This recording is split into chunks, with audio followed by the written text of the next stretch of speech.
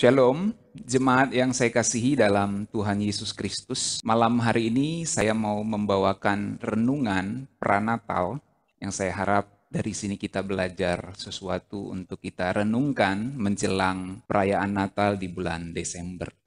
Saya beri tema Kristologi Adam. Apa maksudnya Kristologi Adam? Maksudnya adalah menjelaskan Adam pertama dan Adam yang kedua. Dalam hal ini sedang membandingkan Kristus sebagai Adam kedua. Dalam Filipi pasal yang kedua, ayat yang pertama sampai ayat yang ke-11, ayat ini sering sekali kita baca. Jadi karena dalam Kristus ada nasihat, ada penghiburan kasih, ada persekutuan roh, ada kasih mesra dan belas kasihan. Karena itu sempurnakanlah sukacitaku dengan ini, hendaklah kamu sehati sepikir dalam kasih, satu jiwa, satu tujuan, dengan tidak mencari kepentingan sendiri atau puji-pujian yang sia-sia, sebaliknya hendaklah dengan rendah hati yang seorang menganggap yang lain lebih utama daripada dirinya sendiri. Dan janganlah tiap-tiap orang hanya memperhatikan kepentingannya sendiri, tapi kepentingan orang lain juga. Nah, ayat 5 dan seterusnya ini ayat yang biasa kita baca. Hendaklah kamu dalam hidupmu bersama menaruh pikiran dan perasaan yang terdapat juga dalam Kristus Yesus. Yang walaupun dalam rupa Allah tidak menganggap kesetaraan dengan Allah itu sebagai milik yang harus dipertahankan, melainkan telah mengosongkan dirinya sendiri dan mengambil rupa seorang hamba dan menjadi sama dengan manusia. Dan dalam keadaannya sebagai manusia, ia telah merendahkan dirinya dan taat sampai mati, bahkan sampai mati di kayu salib. Itulah sebabnya Allah sangat meninggikan dia dan mengaruniakan kepadanya nama di atas segala nama, supaya dalam nama Yesus bertekuk lutut segala yang ada di langit dan yang ada di atas bumi dan yang ada di bawah bumi, dan segala lidah mengaku Yesus Kristus adalah Tuhan bagi kemuliaan Allah Bapa. Ya, saya tidak suruh jemaat baca supaya kita menghemat waktu. Ya. Oke. Jemaat yang dikasihi Tuhan, Kristologi Adam merupakan salah satu ciri dari tulisan-tulisan Rasul Paulus. Kita bisa membaca tulisan Rasul Paulus di Roma 5 ayat 12 sampai 21, 1 Korintus 15 ayat 20 sampai 28. Itu beberapa ayat yang menunjukkan bahwa Rasul Paulus sedang membandingkan Kristus sebagai Adam pertama, sebagai Adam kedua dengan Adam yang pertama. Jadi kristologi Adam itu memang merupakan ciri atau salah satu ciri dari tulisan Rasul Paulus. Nah, perlu kita pahami bahwa jemaat Kristen mula-mula juga memahami demikian. Mereka memahami Tuhan Yesus Kristus itu sebagai Adam yang kedua. Jemaat mula-mula memahami Yesus adalah Adam kedua. Kalau Adam pertama gagal, Adam kedua menang. Kalau Adam pertama hanya mencari kepentingannya sendiri, egois, maka Adam kedua taat sampai mati. Jadi kalau ayat yang kita baca tadi,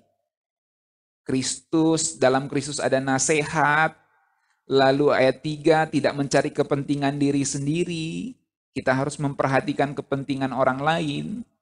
Lalu hendaklah kamu dalam hidupmu bersama menaruh pikiran dan perasaan yang terdapat juga dalam Kristus Yesus. Waktu jemaat mula-mula, dalam hal ini jemaat Filipi, menerima tulisan ini dari Rasul Paulus, mereka langsung mempunyai gambaran perbandingan. Jadi yang ada di kepala mereka saat itu, di alam pikir mereka bukan hanya meneladani Kristus, tetapi mereka punya sebuah perbandingan. Bahwa Kristus sebagai Adam kedua itu telah menang dan Adam pertama itu gagal. Dan Kristus sebagai Adam kedua itu tidak mementingkan dirinya sendiri, dia mementingkan kepentingan Bapanya dan kepentingan keselamatan umat manusia, sementara Adam yang pertama itu mencari kepentingannya sendiri. Jadi saudara-saudara perlu mengerti alam pikir jemaat mula-mula saat itu ketika membaca tulisan Rasul Paulus. Dalam ayat yang ketiga ini, ya,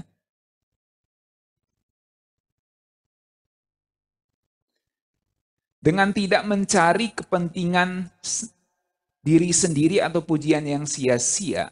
Mereka mempunyai gambaran, oh Adam dulu itu mencari kepentingannya sendiri. Jadi itu yang ada di alam pikir mereka ketika mereka membandingkan dengan Kristus. Nah, kemudian kita perlu memperhatikan juga alam pikir jemaat mula-mula saat itu ketika mereka membaca tulisan-tulisan rasul-rasul yang lain. Ya. Misalnya tulisan dari seorang bernama Lukas yang juga menulis kitab kisah para rasul, ya, surat para rasul.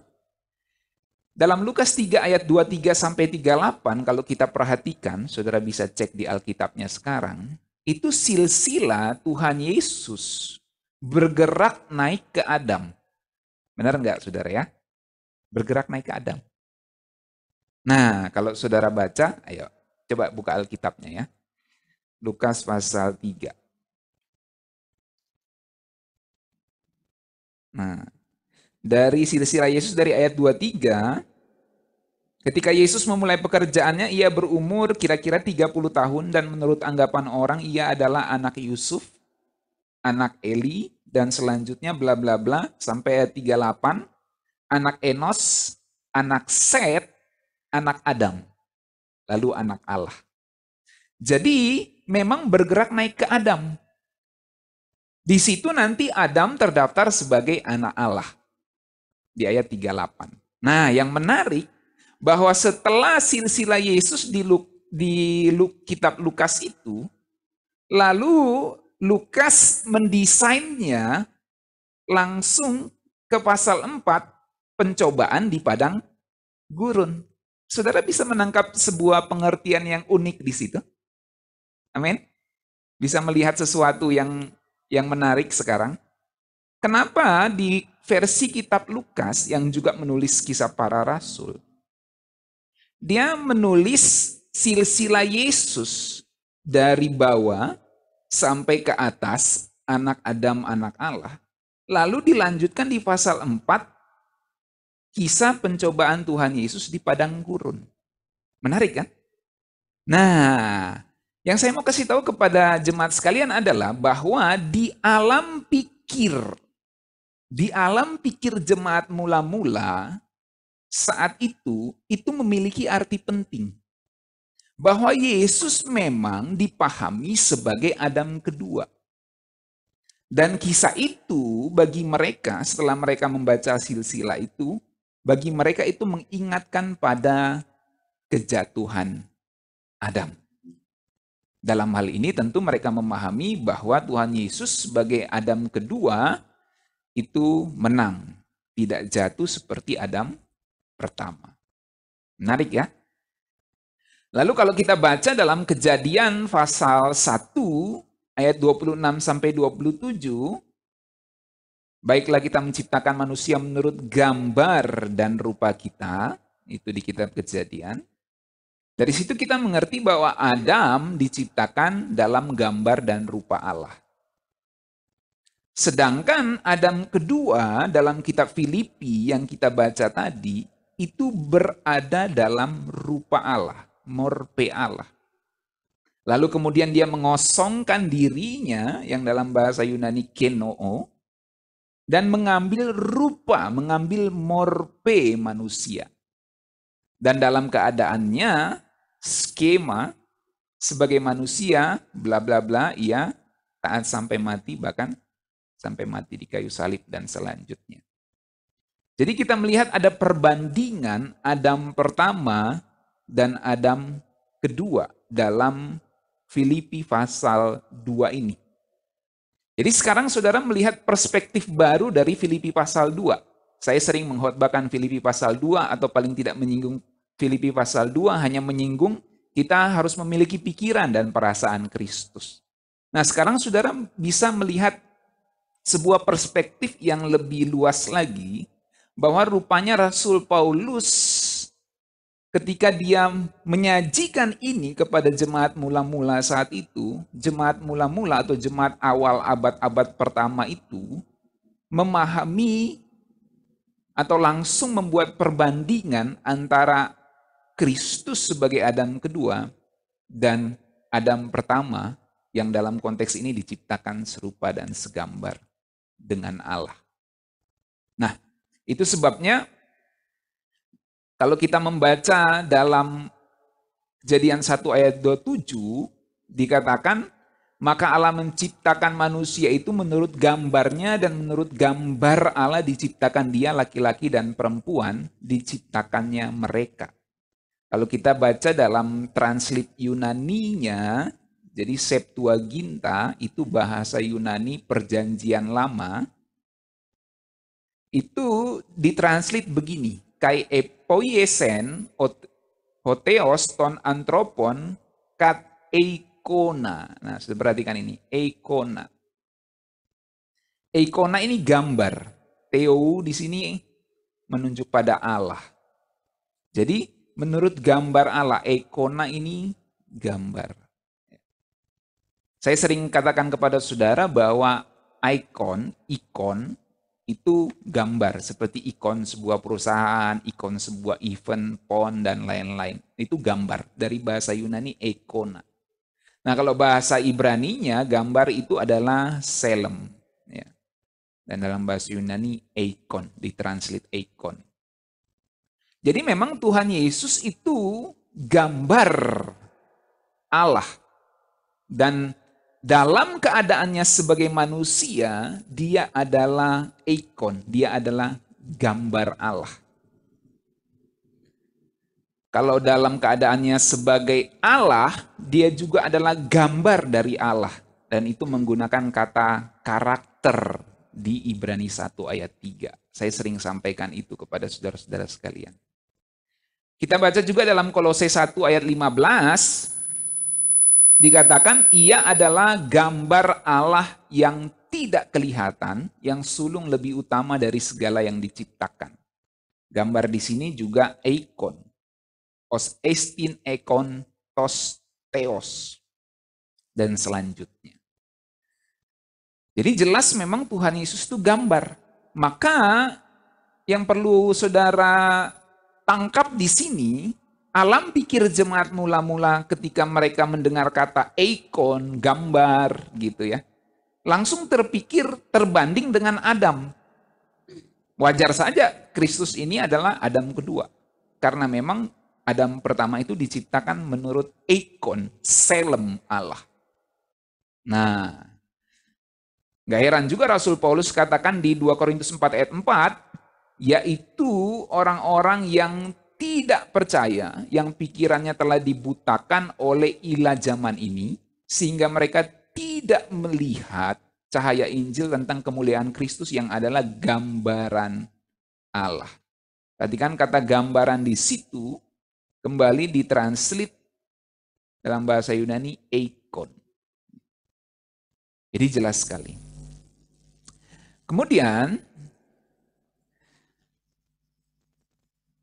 jelaslah ayat yang kita baca tadi, Filipi pasal 2 ayat yang ke-6 sampai ayat yang ke-8. Sekarang kita lihat Filipi 2 ayat 9 sampai 10. Kan kalau saudara baca tadi Filipi 2 ayat 6 sampai 8 itu bunyinya tadi gimana? Nah, ini saya mau saudara lihat benang merahnya ya. Nah, ini kan. Yang walaupun dalam rupa Allah tidak menganggap kesetaraan bla bla bla, melainkan telah mengosongkan dirinya.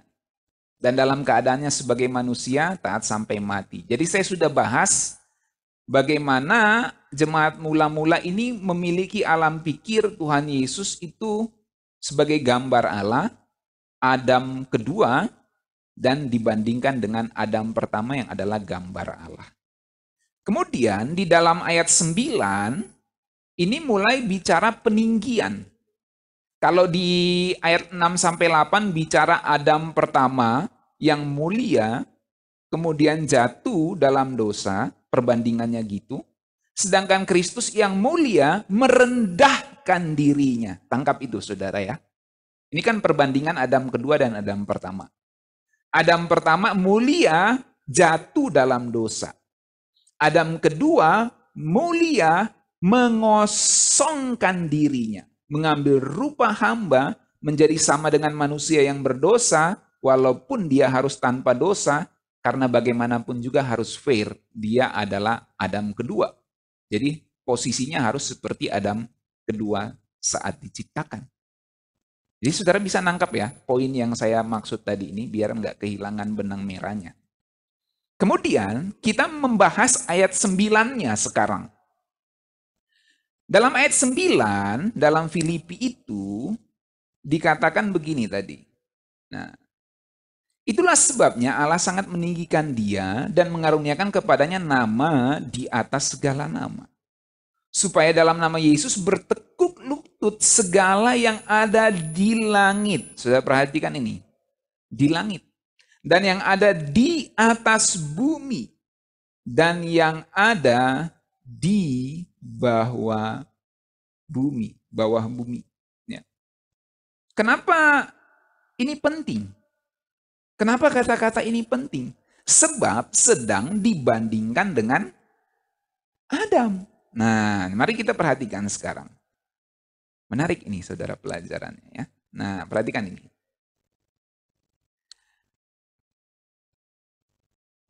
Dalam dunia teologi ada yang namanya threefold rulership, kekuasaan rangkap tiga.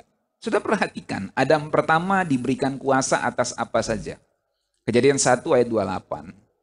Allah memberkati mereka, lalu Allah berfirman kepada mereka, beranak cuculah dan bertambah banyak, penuhilah bumi dan taklukkanlah itu, berkuasalah atas ikan-ikan di laut, dan burung-burung di udara, dan atas segala binatang yang merayap di bumi. Kalau Filipi 2 ayat 10 tadi, supaya dalam nama Yesus bertekuk lutut segala yang ada di langit, ini padanan dengan udara, dan yang ada di atas bumi, padanannya dengan bumi, dan yang ada di bawah bumi, ini di laut. Saudara ingat, saya khotbah beberapa minggu lalu bahwa ketika Adam jatuh dalam dosa, otoritas untuk mengelola bumi jatuh ke tangan iblis. Itu sebabnya waktu Tuhan Yesus dicobai oleh iblis, dan ketika iblis mengatakan, semua ini telah diberikan kepadaku, Tuhan Yesus nggak protes tuh. Nggak protes dia, karena Tuhan Yesus tahu posisinya saat ini pengelolaannya dalam otoritas iblis. Pengelolaannya, kepemilikannya tetap Yahweh punya. Pengelolaannya, otoritasnya iblis. Dan Tuhan Yesus nggak bantah, memang benar. Gitu. Nah, itu sebabnya jemaat mula-mula membaca pencobaan di padang gurun itu sama seperti Adam dicobai oleh iblis. Bedanya Adam kedua menang dan akhirnya merebut segala otoritas pengelolaan itu. Tidak heran itu nanti nyambung dengan perkataan Tuhan Yesus. Kepadaku telah diberikan segala kuasa di sorga dan di bumi. Bapa yang memberikannya. Dan secara gambaran direbut dari iblis. Dan ini nyambung dengan Wahyu pasal 5. Bahwa Tuhan Yesuslah yang menang, yang bisa membuka gulungan kitab dengan 7 meterainya. Dan itu adalah perjalanan sejarah dunia ini. Di dalam kedaulatan Tuhan Yesus yang mengelola bumi ini. Bisa nangkap saudara? Saya sering mengkhotbahkan ini bukan? Dan menghubungkan dengan Wahyu pasal 5. Bahwa meterai itu adalah perjalanan sejarah dunia. Dan tidak bisa terbuka kalau Tuhan Yesus tidak menang. Alkitab catat demikian. Itu sebab penting sekali Tuhan Yesus sebagai Adam kedua menang dan memperoleh kuasa atas langit, atas bumi, dan atas bawah bumi. Dan ini tentu bukan hanya bicara bawah bumi di laut, saudara. Implikasinya kalau untuk Tuhan Yesus lebih luas pasti. Dan seharusnya Adam juga begitu. Yaitu alam fisik dan metafisiknya. Beberapa kali saya tegaskan itu dalam khotbah-khotbah saya. Jadi Tuhan Yesus ini yang kelihatan di sini adalah fisiknya, alam fisiknya. Tapi dalam aspek yang lebih luas secara teologis kita melihat Tuhan Yesus juga menguasai alam metafisiknya. Gak heran di kitab Wahyu Tuhan Yesus bilang, Aku Alfa dan Omega, yang awal yang akhir, yang telah mati dan hidup kembali, yang memegang kunci maut dan kerajaan maut. Kenapa memegang kunci maut dan kerajaan maut didahului mati dan bangkit? Karena bicara kemenangan. Gitu. Ketaatan melakukan kehendak Bapa. Bicara peperangan melawan iblis, yaitu peperangan ketaatan. Nah, ini menarik saudara ya.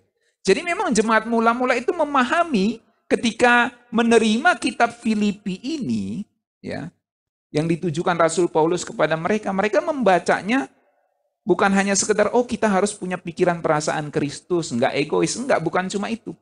Mereka memahami ada sebuah perbandingan di situ.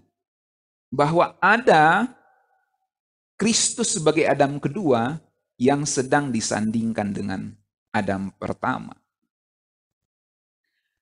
Kalau kita membaca juga dalam Mazmur pasal 5, dan ayat ini juga dikutip untuk kedatangan Tuhan Yesus dalam kitab Ibrani, kalau saya nggak salah ya.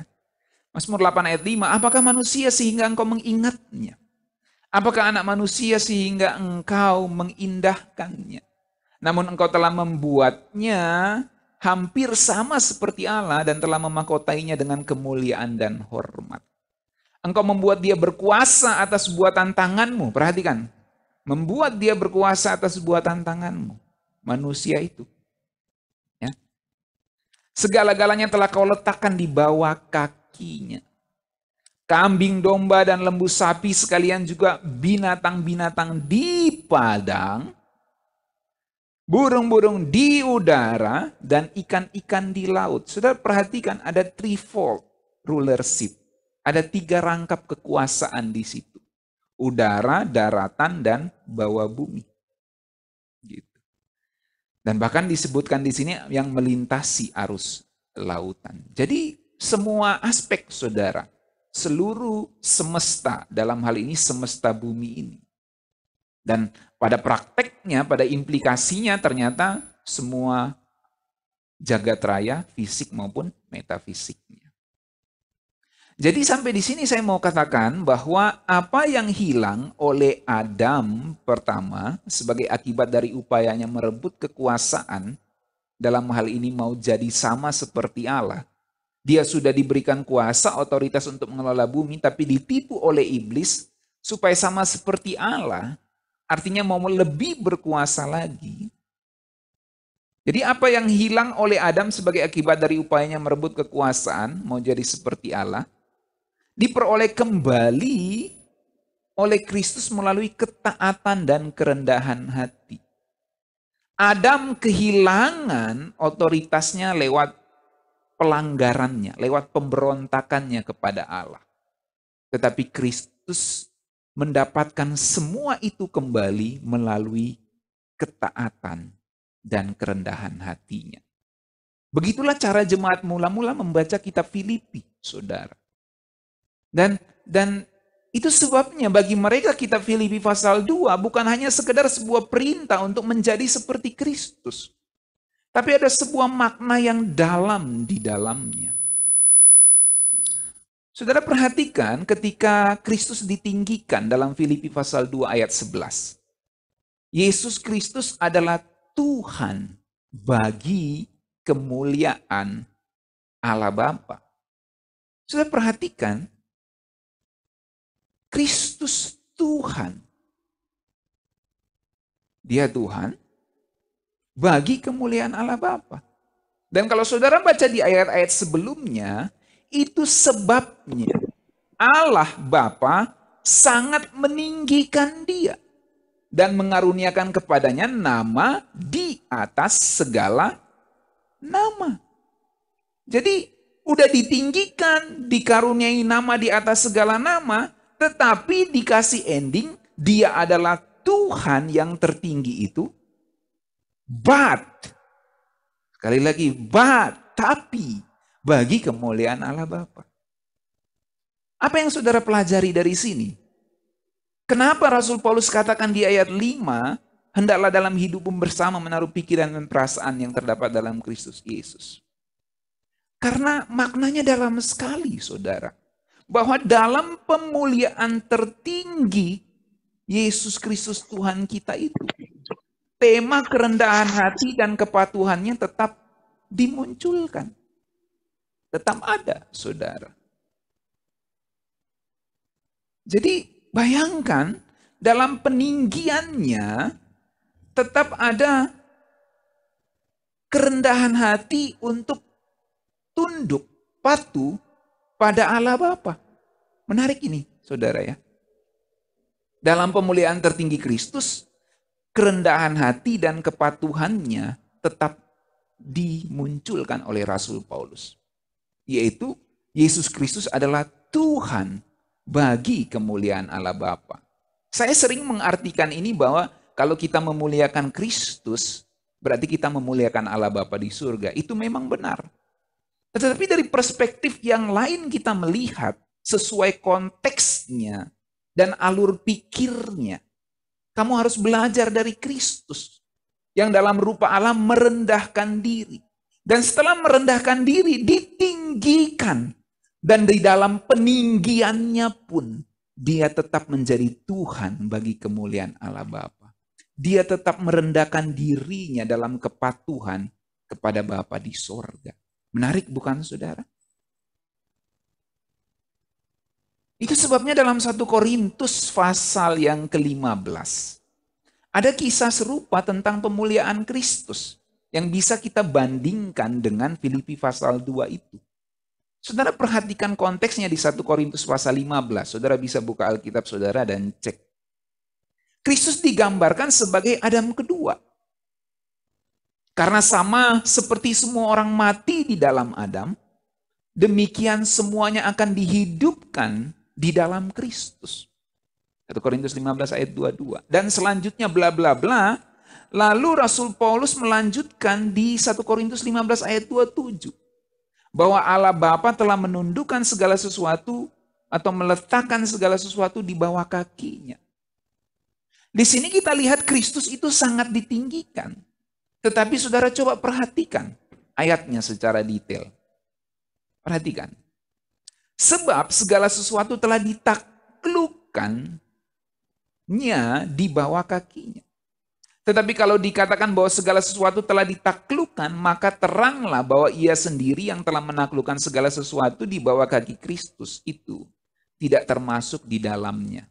Jadi dalam teologi Alkitab, Bapa yang menaklukkan segala sesuatu di bawah kaki Kristus. Dan pada implikasinya itu lewat pekerjaan Roh Kudus dalam hidup orang percaya. Tetapi kalau segala sesuatu telah ditaklukkan di bawah kaki Kristus, ayat 28 itu. Nah ini ya. Segala sesuatu telah ditaklukkan di bawah kaki Kristus, maka ia sendiri, Kristus sendiri, ya, Kristus sendiri sebagai anak akan menaklukkan dirinya di bawah dia, di bawah Bapa yang telah menaklukkan segala sesuatu di bawahnya, supaya Allah menjadi semua di dalam semua. Menarik ya saudara? Menarik ini. Saudara perhatikan, Kristus begitu ditinggikan, segala sesuatu ditaklukkan di bawah dia. Artinya dia yang tertinggi. Dan dia yang tertinggi pun tetap tunduk kepada Bapa yang menaklukkan segala sesuatu di bawah kakinya. Ini yang disebut pemuliaan Kristus. Di dalam pemuliaannya pun tetap muncul kerendahan hati. Di dalam peninggiannya pun tetap muncul kerendahan hati, tunduk, hormat kepada Bapaknya. Di dalam pengosongan dirinya, dia rendah hati, hormat dan tunduk kepada Bapaknya. Dan di dalam peninggiannya, dia tetap hormat dan tunduk kepada bapaknya dengan sukarela. Itu sebabnya sekarang kita mengerti dengan lebih dalam kenapa Rasul Paulus katakan kepada jemaat di Filipi, hendaklah dalam hidupmu bersama menaruh pikiran dan perasaan yang terdapat juga di dalam Kristus Yesus. Meskipun Kristus sangat ditinggikan, Paulus menjelaskan bahwa Kristus tetap tunduk pada Allah Bapanya. Ini berbeda dengan Adam pertama yang gagal untuk taat, sehingga ia kehilangan semuanya. Tuhan Yesus sebagai Adam kedua tetap taat kepada Allah Bapanya, sehingga bahkan sampai, jadi dia tunduk kepada Allah Bapanya sehingga ia memperoleh semuanya, bahkan sampai ia memperoleh semuanya. Ketika semua takluk di bawah kakinya pun, dia tetap tunduk kepada Bapaknya. Berapa banyak dari kita yang kalau sudah punya jabatan, punya kekuasaan, punya uang, ngerasa bisa melakukan segala sesuatu. Ada orang-orang yang kita didik, kita ajar, dari dia tidak punya uang, begitu punya uang, ngelawan. Coba. Begitu punya uang, ngerasa diri hebat, tidak mau lagi dengar-dengaran sama gembalanya. Waktu masih miskin, masih belum punya uang, belum punya pekerjaan, didoakan, dibina, dididik, diajar. Ngingkip dia, engge-engge. Begitu punya uang, ngelawan. Jadi begitu dia sudah dalam posisi tinggi, dia ngelawan, saudara. Nah, disinilah jemaat mula-mula diajar oleh Rasul Paulus. Untuk kamu memiliki pikiran dan perasaan Kristus. Bahwa Tuhan Yesus bahkan ketika dia sudah ditinggikan, dia tetap rendah hati dan tunduk kepada Bapaknya. Makanya kalimat ini bagus sekali kalau saudara mengerti baik-baik. Tuhan Yesus sebagai Adam kedua tetap taat kepada Allah Bapaknya sehingga, bukan hanya sehingga, bahkan sampai ia memperoleh semuanya. Jadi saya mau sampaikan kepada jemaat Tuhan, jangan sampai nanti kita sudah berhasil kita lupa Tuhan. Amin. Jangan ya. Jangan sampai ya. Amin. Jangan sampai kita sudah punya banyak uang, kita sudah kaya, kita lupa Tuhan. Kita pikir kita bisa sendiri tanpa Tuhan. Jangan sampai, saudara. Itu sebabnya hidup Kristus ini mengajar kita untuk punya kerendahan hati. Saya mau akhiri dengan ini, saudara. Gak heran kalau Rasul Paulus katakan di Filipi pasal 2 ayat 5, hendaklah kamu dalam hidupmu bersama menaruh pikiran dan perasaan yang terdapat juga di dalam Kristus Yesus. Sekarang saudara bisa melihat ayat ini dengan lebih luas, amin, perspektifnya. Lebih kontekstual dan lebih dekat kepada alam pikir jemaat saat itu, amin. Hendaklah kamu dalam hidupmu bersama menaruh pikiran dan perasaan yang terdapat juga dalam Kristus Yesus. Yang walaupun sudah ditinggikan, tetap merendahkan diri. Yang dalam kerendahan, tunduk taat pada Bapaknya. Dan dalam ketinggian, tetap hormat dan tunduk pada Bapaknya. Inilah yang harus kita miliki. Sikap seperti inilah yang harus kita miliki, saudara. Natal dan seluruh peristiwa kehidupan Tuhan Yesus mengingatkan kita untuk selalu memiliki kerendahan hati dan ketaatan kepada Bapa kita di sorga. Kalau Adam pertama egois, Adam kedua tidak mementingkan dirinya sendiri. Kalau Adam pertama gagal, Adam kedua berjaya. Ketaatan Adam kedua sampai mati menunjukkan tidak diperlukannya Adam ketiga. Amin. Gak diperlukan Adam ketiga, saudara. Yang diperlukan adalah orang-orang yang mau mengikuti teladan Adam kedua. Kerajaan sorga nggak butuh Adam ketiga. Kerajaan sorga mencari orang-orang yang mau belajar dari Tuhan Yesus. Sebab ia lemah lembut dan rendah hati. Andakah orang-orangnya? Kitakah orang-orangnya? Mari kita merefleksikan ini sebagai renungan pranatal kita. Saya ajak kita berdoa bersama-sama. Bapa kami di sorga, kami berterima kasih untuk renungan pranatal yang kami boleh dengarkan saat ini. Dari Filipi pasal 2 kami belajar kristologi Adam. Kami belajar melihat perbandingan Adam kedua dan Adam pertama.